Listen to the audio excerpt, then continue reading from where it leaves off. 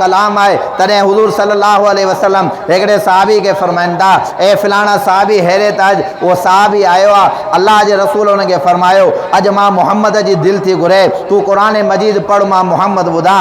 तॾहिं शागिर्द बाअदब हूंदो आहे, ॿई हथ ॿधी करे चई या रसूल अल्लाह सल्लल्लाहु अलैहि वसल्लम अव्हांजो नालो मुहम्मद आहे, अल्लाह से क़ुरान तव्हांजे मथां नाज़िल फरमायो आहे, अव्हांजे मक़ाम मर्तजे मथां कोई पाची कंहिं बि क़िस्म जो नथो सघे, मुंहिंजी कहिड़ी हैसियत आहे मां अव्हांजे आॾो बीह करे क़ुरान मजीद पढ़ां। तॾहिं हुज़ूर सल्लल्लाहु अलैहि वसल्लम फरमायो मां मुहम्मद तोखे हुकुम कयां थो पियो अॼु तूं क़ुरान मजीद जी तिलावत कर। साहबी जॾहिं क़ुरान पढ़े थो, हुज़ूर सल्लल्लाहु अलैहि वसल्लम जॾहिं ॿुधनि था पिया, साहबी जे क़ुरान पढ़ण जे करे हुज़ूर जे अखियुनि मां अश्को बहार ॻोढ़ा वही आया, सहाबा जो मजमो हीअं रड़ियूं करे रोअण लॻनि था पिया, हुज़ूर जे अखियुनि मुबारकनि मां ॻोढ़ा वही आया, रसूल जी ॾाढी मुबारक तर थी वई आहे। तॾहिं हिकिड़े सहाबी रड़ करे हुन सहाबी खे चयो, ए अल्लाह जे रसूल जा सहाबी बस त कर। हुज़ूर सल्लल्लाहु अलैहि वसल्लम रोइनि था पिया, अल्लाह जे रसूल फरमायो हे क़ुरान त अहिड़ी शइ आहे, लौ अंज़लना हाज़ल क़ुरान अला जबलिन लरअयतहु ख़ाशिअम मुतसद्दिअम मिन ख़श्यतिल्लाह।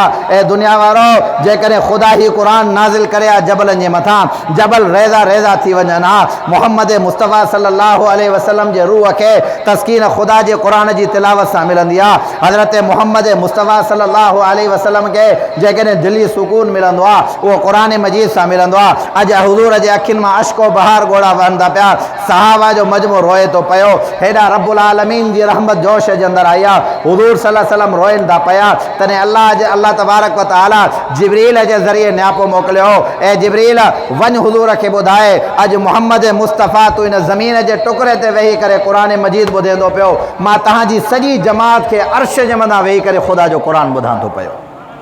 ॻाल्हि सम्झ में आई हलन?